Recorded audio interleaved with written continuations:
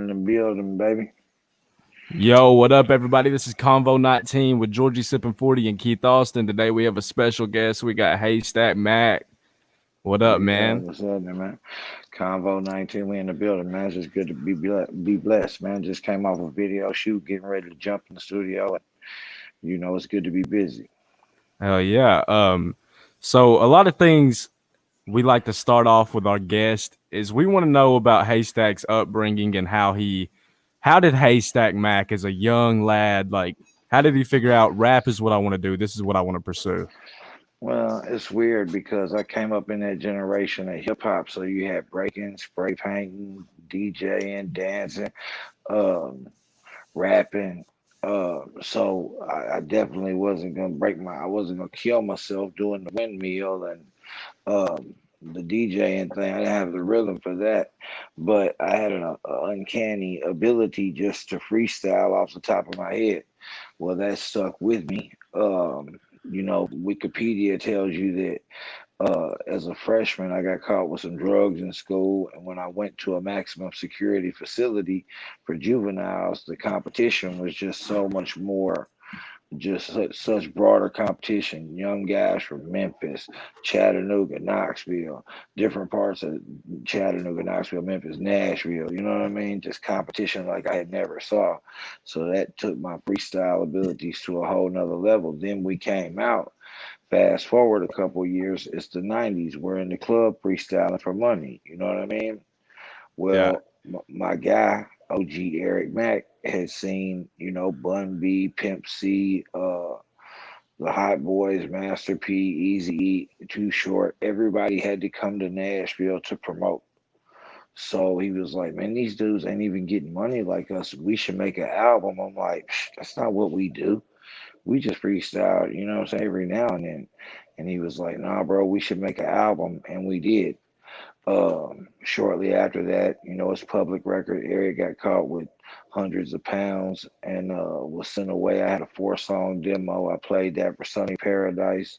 Um, we made the Mac Million album. It fared okay. It sold more in the 13th month than it had in 13 months. And from that Now point, it was started to take off. was Mac Million your first solo? Was it your first debut Yeah, album? Okay. yeah. Really, Car Full of White Boys was like the first pulling all spare no expense. You know what I mean? Yeah. Big budget album, live players, all that. But yeah, Mac Million was the first release. Yeah. Man, this man literally just spit it off his whole entire Wikipedia page to us. Basically, he told me literally how it started, what the album basically started off with. Because literally, when we was looking up stuff earlier today, the first thing he came up was the whole thing happened when you were in school. The label that you were signed, or I guess helped start, was Street Flavor, and then with Honey Paradise and all that stuff. Basically, you literally just said the whole entire first part of that page. Yeah, I know what they're saying about me for sure. That Wikipedia is kind of old too. They should update it. But anyway, Well, you can update you your own know, Wikipedia page. That's the point of yeah, Wikipedia. You can literally do it yourself. I just How often do you Google yourself a lot? nah, man, like never, Uh like never. how accurate would you say Wikipedia is about you I specifically? mean, some of the things on there. I mean, what it is Koch Music and Street Flavor Records did a one sheet on me that had that information in it. Hmm. Somehow they obtained that most likely from a young internet, and when they did so, they just reposted it. That's all. I want Yeah. to know more about Street Flavor Records. It What? was the dynasty, man. Yeah. It was the rock, Big Pistol, rolling in my 6'4", rude awakening and falling. Papa J, Three Hots in the Cot. Boogie had a deal with Relativity. Pistol had a deal with Ruthless. Everybody over there had major label, major independent distribution deals. Yeah. Um, yeah, Sonny Paradise, his humility, he has humility and he's humble to a fault. When in reality, he should be cocky because he's like the godfather of all this Nashville rap stuff. So I got one real question to ask you. Now, what was it like for you to start up? I know basically we kind of talked about it earlier of like how you started in the rap game, but like how seriously were you taken? In Nashville, the Bible says Christ wasn't appreciated in his own hometown because of doubt. So in Nashville, it was a whole different level. Not to mention, bro, like they don't break country records in Nashville. Now, if you get the program directors in Florida and New York, California on board, then yeah, Nashville will contribute to your numbers, but they don't break rap records in the Ville. That's just not what they do. This is country music USA. Um, so we went to Memphis after the trouble we saw with my first single and my first album and local radio support, which is non-existent. We went to Memphis, and the good people of Memphis, and at Memphis radio cut me a break and gave me a chance. And Reckon, which was the first single off Car Full of White Boys, took over. It was number one on the radio in like 5 days, and stayed there for like 2 months. Okay. Now, what year was this? This had to be 99, like 2000, 2000, right? 99, 2000. Yeah. So in reality, you were, I guess, unless you to say, you were probably one of the first like notable white rappers. I was one of the first half dozen white rappers to be successful. I can count them. So who was it that made you think, okay, this is doable? Oh, the people that made me think it's doable weren't Caucasian. Pistol had a big impact on that because he was a big guy from the projects of West Nashville. Eight Ball was a big dude, born and raised, in the lower class in Memphis. These were the people who inspired me. Like this, okay, this could really happen. Did you come up around these people, or did you meet these people while No, you were I traveling through the met, I business? met, I met, I met Pistol my first day on the job. I later met Eight Ball through Steve Nobel. Lobel. He founded Nipsey Hussle. Uh, yeah, I later met Eight Ball through him, and we cut the song "Can't Tell Me Nothing," which was the second single off "Car Full of White Boys," which was number one on Memphis radio for 7 weeks. Hmm. Okay. Now, for your 2000, so one of the biggest things that I see, one of the biggest things that I see from Haystack, if you Google them, YouTube, and whatever. So in year 2000, you definitely were out and more popular than, we're going to get out of the way, Eminem. Now, one of the big things is notable for your career is your beef. Some call it one-sided beef with Eminem. Now, what's your feelings with Eminem now? I mean, I think that I was through with that when he signed Yellow Wolf. I uh, I read in a press statement from Interscope that he had given his life to Christ. Like, I even said that in a line: "Give your life to God, I concede. But if not, we proceed." So it's like once he signed Yellow, I just really was kind of off of it. You know what I mean? And then, to be honest, I listened to the last couple of albums, but that Kill Shot was like, golly, now you got your boy running around here looking like Molly Ringwald or like a Karen. You know what I'm saying? Like he just destroyed MJK's whole inner being. There is no Machine Gun Kelly. He should be the artist formerly known as. But what was your issue with Eminem to begin with? Just like man, like here's the thing, bro. You got to remember, in a market where a half dozen to eight white dudes exist, one Mm-hmm. of them can put out an album, especially one of them who came hard, like Eminem. I'm a soldier, Toy Soldiers, White America. A lot of these harder M songs from the beginning, I'm a fan of. I like this. So when I heard the new stuff, I was like, "Whoa, bro, you ain't got it that good. These dudes will still take a shot at you." So what happened was, I'm gonna keep it all the way trill here, and man, I'm hoping my phone don't die. What happened was that The Nashville scene, which I've never had any friends at the Nashville scene. Some renegade juggalo posted the last part of a verse about Eminem and the chorus. They posted it on YouTube. The title said Independent Kingpin Haystak Guns Down Eminem. The Nashville Scene's an accredited publication. They're with the Associated Press, so they grabbed it, ran the story in their entertainment section in hope that bigger people with the Associated Press will work. Well, come next Monday, it works. AOL does it on their homepage. You click entertainment, that's what you see. Several different websites started to pick it up, and I'm like, whoa! I haven't done anything to this man deliberately. I haven't said anything. I was just rapping. Like now it's getting turned into something else. So I'm not gonna get through, and I'm not gonna get through up under the bus. I'm gonna jump in front of the bus. So was there anyone who actually tried to push it on your campus? Like, look, No, you need to get this no, going no. What and No. try to. Okay. around what time did you really feel like, okay, this Eminem stuff is what I'm pursuing? I mean, just it was just a few months where I just had to be like, hey man, what if it had came from somewhere else? What if it had came from, and I definitely, I don't know. If you listen to certain songs, you can hear the subliminals. I know for a fact that he heard several Yeah. of my songs. One of So, actually my favorite album from you is the Came a Long Way album. And I feel like that album is just strictly gunning at Eminem. man, I really wish in a minute, I'll come back and tell you the story of how that album didn't even come to exist purposely. I owed an old school mob guy 40 bands that he had gave me as an advance on an album. And that album came out of my email, like just on some like before you release what you've got, which is trash, put out what I've got, and at least it'll sell off the Eminem controversy. Yeah. Literally, I had the track list yanked out of my email in 30 minutes.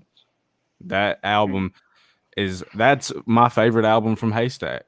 And to Thank hear you, Okay. that, that's brother. What crazy. year was that? What year Appreciate was that that. album come out? Man, 2009? I'm gonna say '09. Yeah, Okay. that's what I was about to say. Okay. So I have a real question to ask because I haven't really talked to that many people who've been in the rap game as long as you have. So recording an album in the year 2005 for how hard was it compared One of to those today? drinks off the counter. How hard was it to record an album in the millennium and the post millennium than it is today? Yeah. Well, I mean, thank you. You got guys who we didn't have, and I'm showing the brand and everything. My bad. We didn't have clickbait. We didn't have the internet and all the power that lies in the internet at this time. So, like I said, with my new project, I've never dropped a project with the full support of the web behind it. You know what I'm saying? So it's going to be interesting to see what happens because it's what we had to do with handshakes, hugs, eye contact, and making these people believe in us so they would take this sample CD instead of throwing it on the ground, go back to the car, play it, and then go buy the full length and every other album after that. Okay. So when you say you never had the full support of really the internet or anybody really behind you on these albums, now No, I've had a why do lot you of think so that I've had reason a was? lot I've had a lot of support behind the on these albums. I just haven't dropped an album on a Haystack Gotcha. title since the internet has been as powerful as it is. I've dropped several Why do you? singles which have Okay. millions of views. Well, my main question I was getting at with that was why do you think you never had that support? He's gone. Oh, never mind. He's right there. I'm back. I'm so sorry if that caused any kind of complication. Nah, no, you're good. But basically, are you saying like, so why do you think the reason that never worked out for you in your career? Yo. Well, I think somebody's calling him. probably. There we go. All right, we good? I think you're muted, Stack. You're muted. You're muted, Stack.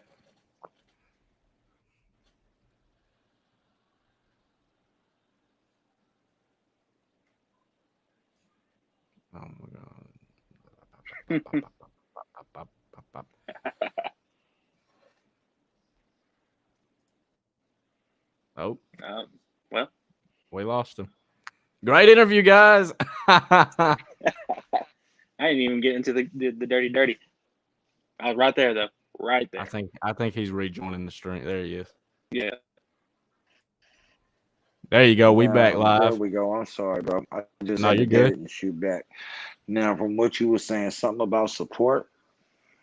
Well, the way that you may have took it versus the way I was trying to explain it was you said you never dropped an album with, I guess, the internet like the way it is today. Was there a reason why you waited so long to do it, or you just never done it before I in your mean, career?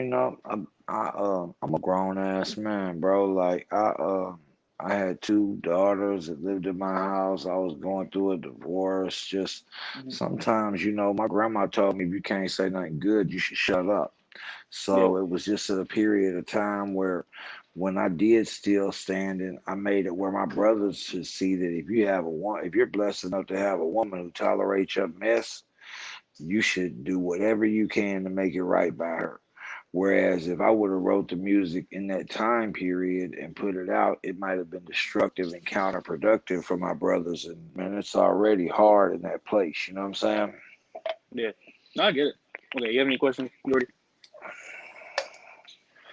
No, did you want to follow that up, Austin? I What mean, I up, had some Austin? things I was gonna. Yeah. So yeah, man. Like, I had kind of follow ups I was gonna go with, depending on what your reason was, because even throughout your career, you've had questionable charges throughout. From the beginning to the end. There was the one very early on that you touched on, and then there's a couple that have kind of came through in some recent years and some not. And There's two. you can, yeah, One that was I was found not guilty September 12th, 2017, so we shouldn't speak on that. okay, that's Um fair. Another one that she was 17, I was like 21, like it Hmm. wasn't what people make it out to be. Okay, so have you ever been on a platform and told your side of the story? Hmm. Couple Okay. times. Hmm. All right, Couple that's times. basically See, I was that's looking basically. that up earlier, and what But here's the a thing, lot of man. people And fail to bro, realize, I solo. Go ahead. I'm sorry. a lot of people fail to realize that you never actually were found guilty of anything. Yeah, I saw that too. When here's the thing to my young brothers in this business, and it's something that happens so innocently. Something will be consensual, and then suddenly she'll go to put her nose in your armpit, and you're like, Hmm. "Whoa, this ain't that. I was about to Uber you." And you will cause a whirlwind of mixed emotions in which she will begin to feel like something she does not feel like she is, though you feel like she is, and maybe both of y'all has just as much reason to feel the way you do as the other. Hmm. Be careful. Emotion is a very, very, very powerful thing. That's fair. Hell I hath got no wrath like a woman scorned. what I got what I got caught up in beat in 17 was simply I had some guys call me 90 days out from a show that was packed, 700 people in there.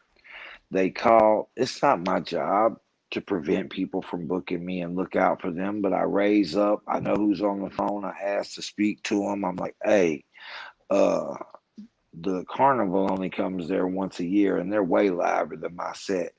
No, only half the people who wanted to see you saw you. You should come back. I'm like, I'm telling you, bro, it's too early. You're gonna take a major L. They didn't listen. I got there. I still got to get my back half, bro.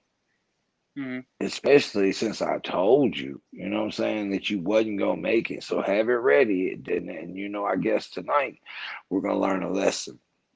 Yeah. Because if the carnival or career day or all these things that are much more opportunistic and flyer than my set only come once a year, you probably just want to have me maybe once every 9 months tops. So one of their chicks in the crew did what she's supposed to do, and she rode for the homies. But while she was still and pulled a little stunt to get me in the mix, and she thought get the squad up out of there, they got me up out of there. They stayed and settled the bill. But um, while she was still at jail filing the complaint, she said she was hangry and drunk, sober, and ready to go. They told her that if she left, she'd be charged with tampering with evidence and interfering with an investigation and filing a false report. She hadn't even filed her report yet. My problem was never with her. She tried to do the right thing, but after that, my problem became with that local sheriff's department, excuse me, which had units out looking for me till their shift was over. But it wasn't that I was Mhm. hiding or being crafty. I was just across the bridge in another jurisdiction. You feel Okay. me? So Yeah. sobering up. My homeboys know, do not let me get taken into custody drunk. I don't drink. You know what I'm saying? It's a whole nother beat. And I probably would have got killed or something. You know what I'm saying? So they were like tomorrow morning, khakis, blue sports coat. We roll up there, straighten it out. You know what I mean? Hmm. But not Yeah. tonight. So yeah, but like I said, it was temper flaring over something that had nothing to do with any of that until it had something to do with that. And, we just had to ride it out. It cost me from November 2014 to September 2017. Okay. Well, the reason why I even brought that up, and some people might be looking at this thing like I'm trying to get you to say things or incriminate you in any way. That's not the truth. What I wanted to say was I wanted you to say your side of the story. I wanted you to explain it because even when I first heard about it, I didn't know what the story was. When you hear charges like that, you kind of automatically just go to Bro, my the bad side. CWGs, You know what I'm saying? my CWGs are the greatest. They come out. My female fans come out. They have a great time. They have a blast. And Mm-hmm. it's taken the better part of a decade to make it understand that we wasn't thunderdoming at the Haystack show. Come out and enjoy yourself, you know what I mean? Because Hell, a lot of fights did used to happen, you know what I mean? A lot of stuff did used to happen, but I came back in a different mind state and got control of it, and they're having a blast out here. yeah. One thing about a Haystack show, and I've seen personally, is that Haystack isn't one of these artists that like security back the fuck up off of me. He's like one of those people that's out there mingling with the crowds, and Got if you want to. a picture, come take a picture.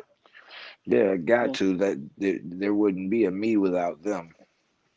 yeah, that's true. But shout out to Prince All right. Michael, man. He's working real hard. Got some new product coming, man. Michael been running with me a decade and a half over. And yeah, man, been selling mixtapes, putting in work, and eventually everybody got to get their just due. You know what I mean? Yeah, man. Mm-hmm. Since we're on that, a lot of people don't understand that Nashville, and that's what he's most known by. He's played a part in a lot of people's careers. What has Man, Nashville done? What's Nashville's run with you? I mean, just support, being my homie. If I need something, I call him. Yesterday, I was having a certain type of situation. We linked up. He 180'd it. We went back the other way. You know what I'm saying? What friends are supposed to do. You know what I'm saying? Like I think that any one of these situations that you speak of are just for instances of him doing what we consider and what we feel like friends are just supposed to do. Yeah, Yeah. And that's all it is, man. And sometimes, the level of, or lack of gratuity or love, you know what I'm saying, is but man, one thing I'll say in my defense, as far as, people that feel like I've hurt them or whatever, is you wait so long to eat good that when you do eat good, you're like a lion on a gazelle. You know what I mean? Like, and the last thing on your mind is stopping, like, oh, my bad, y'all, get a fork. But that's what you have to do to be a good leader. yeah. Yeah. You know what I'm saying? You have to Yeah. do that. You have to you have to remember that somebody pointed you in the direction of good game. Somebody, you know what I mean? You got to remember the pride. You know what I'm saying? So yeah, Hmm. that part.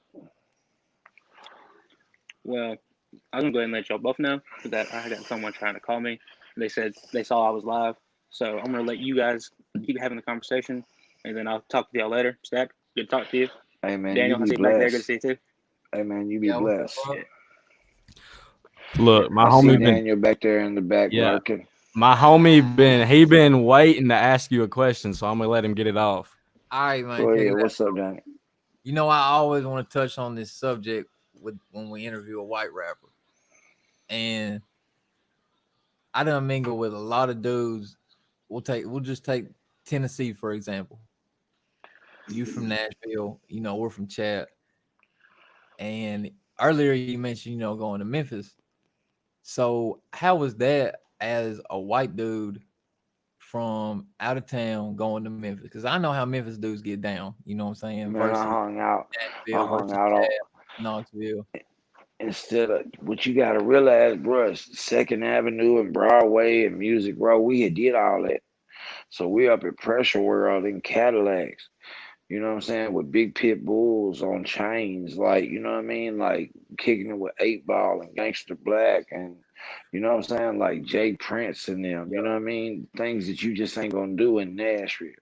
Right. And that's what I'm saying. Like, so it So seems to it's be like, a hey man, recurring hey, theme. let me answer your story, bro. With a let me answer your question with a story, and because I'm afraid my phone's gonna die. But the first time I ever had the opportunity to perform in Memphis, my song had been in rotation for like a month. It's number one on the radio. I'm fixing a plate. They got this big Pepsi trailer turned into a stage. Outcast, No Limit, everybody's been up on top of this Pepsi trailer. So the program director, cat named Lee Cagle, asked me, "Hey, you want to perform your single?" I said, "All my life." So I get up there, bro. It's the celebrity basketball game in the park. 4,000 people done turned out. 4,000 people that are all black. So I get up on stage, and they're under the impression that Haystak is a black dude too. So I get up on stage and I go get Gangster Black and a couple of the brothers from South Parkway to go up there with me because they know their faces. You know what I'm saying? They know who they are. They'll be received better. So I get up there and I'm trying to fix my mic so I can take it off, and I can feel the energy. People is looking at me like, white boy, would you stop playing? Would you fix the microphone for Haystack so Haystack can come out here and rap, white boy? Everybody wants to get up on the stage and play with the microphone, white boy, but we all just can't do that because we ain't all Haystack. So would you get on down so Haystack can come up? The beat drops. I start rapping the first verse, and I see this brother that the way I remember him is he was an old dog type. He had them short braids with the white beater, Yeah. brown skin, couple Yeah. tattoos. He said, "Hey, Stack." I couldn't hear him. I just, His phone died. Oh Nope. nope. Nope. We're live. It is can live. you hear me? Yeah, we Yeah. back. Yeah. So he said, "Haystack is a white boy." And I read his lips and I held the mic down and I said, and Yeah. they went ape shit, bro. Can I curse on here? My bad. I ain't mean Yeah, to you're use good. profanity. You're good. They went 4,000 people in the park, man. $500, 500 of them hollering, "Go, white boy, go, white boy, go." And they didn't even know that I was a white boy. And that's the beauty of it, man, is not being so caught up in a white dude. You know what I'm saying? Just you're an entertainer. If you can rap, you shouldn't be about nothing but play buttons, rocking crowds, and shutting up. Yeah. And see, I love to hear You stories feel like me? that, because we face, the same thing every day. And it seems to be a recurring theme that, like earlier, you had said Nashville wasn't necessarily rocking with you, you know what I'm saying, when you first came out. So to hear a story of like They you went weren't out, rocking with nobody because it was country music. So we had to go right. to Chattanooga, Huntsville, to WEUP, Yeah. Chattanooga to Keith Landecker, and then get the support from Louisville. And once we had every geographic around us, we went to Nashville radio. Like, what's the problem? You know what they told us? Go to hell. Yeah. Then 92Q, which was the number one station, had a competitor, 101.1 The Beat, and the program director was a chick named Kiki. She brought me on and gave me love and gave me when I dropped the natural, I had the number one and two song in the city for 6 weeks. And then I dropped banging and was back at number one again. And but here's the thing: once they had my crowd, man, they didn't want to give me no more radio play, bro. Once they had Quanny Cash crowd, once they had Young Buck people, once they had everybody tuned in to the beat, it was over. They sent Kiki back to St. Louis because that's her market, and they put this chick named Pamela in charge up here, and they cut us all off. Well, not to change the Hey, but subject. check this out. Check, real quick, bro. Just because this ain't my first cookout. This Haystack Mac Megan, you watching Convo-19 with the homies, and yeah, man, lay back, get the popcorn, enjoy yourself. Hell What's yeah. up? It's your boy Haystack. You watching? What's up? It's your boy Haystack. You watching Convo-19? Dig this. Bet we're All right. definitely gonna use that. So Thank with you. that done, So, yeah, man, had to get uh, him in real because I'm afraid this phone's gonna die on you. But go before ahead. Austin had left, he was talking about what to us is back in the day, 15 years ago. I remember I had copped a Jelly Roll CD, the oldest that I can remember before the Deal or No Deal, all that. Um, and it was like him. I want to say Struggle, somebody else. It was the Halfway House CD. No, it was me. Yeah, Okay, I yeah, remember the you had halfway laid house the verse joint. down Yeah. on there, and I remember you was Hmm. featured on there and stuff. But then I remember like some I, years later, maybe like 2010, you and Jelly was fucking with each other tough. So can we just touch on that for a minute? Like y'all's relationship and how far back y'all go. man, man, all the way back. You know what I'm saying? I go back with Jelly to when he was 15 years old on pass from Pikeville Youth Center. I I've been here from day one, but the thing about it, bro, is you hear this new music Jelly's putting out. I mean, we Jelly's touched doing on that that. because when it's time to be creative, he's locking himself up and pushing himself to a whole nother limit. You feel me? So, but I'm not surprised because that's the same kid I had shotgunning with me in my 300. I forget where we had went, Xville Fashion, Hickory Hollow Mall. We had came back from somewhere, and all the way back, I was listening to that "Hate Me Today" by Blue October. And when I jump out the car, Jelly's like, "You gotta let me have this CD." And I'm like, "Bro, I just bought it." And he's like, I really need this CD, bro. I really need this." And I'm like, "Here, man." So Jelly been digging on that type of music. He been singing it, riding down the street when he by himself. He just hadn't been singing it for everybody because I guess he didn't feel like he had it where it needed to be. But now, I'm seeing it. How is it for you to Hey man, see? real quick before this phone dies, anything else? Yeah, yeah, yeah. I actually heard that you're working on a collab album with the Instigator. I was wondering if you could give me any details on that. Yeah, Mr. Mr. Mathers. Yeah, man. I can tell you that I can confirm it for you. Yeah. I can confirm it for you. I can tell you that I heard some instrumentals. They're real hot. We're gonna have it done before Halloween, Hell yeah. Is there Thanksgiving anything? for sure. I saw you're about to release a I'm a project by businessman, so yourself I too. like deadlines because they bring the best out of you. So I say Halloween, but that's kind of soon. But definitely by Thanksgiving. Yeah. I see you're about to drop a project too. Can we Shout get out anything to about that? Steve, instigator in this bit, 423 Chat Town. Yes, sir. Benny Yeah. the Shark, Keith Landecker. Yeah, Okay, I'm glad you just said that Magic. All my because people. before you go, I really want to know what kind of history does Haystack have with Oh, Chattanooga? 'Cause that's Bear, hometown for us. Big Bear, free Big Bear. A lot of dudes, you got to be a Chattanooga OG to know who Big Bear is. They used to have a store over in the hood. Yeah. Can you hear me? Can you hear me? He can't hear me. Yo, yo, can you hear me?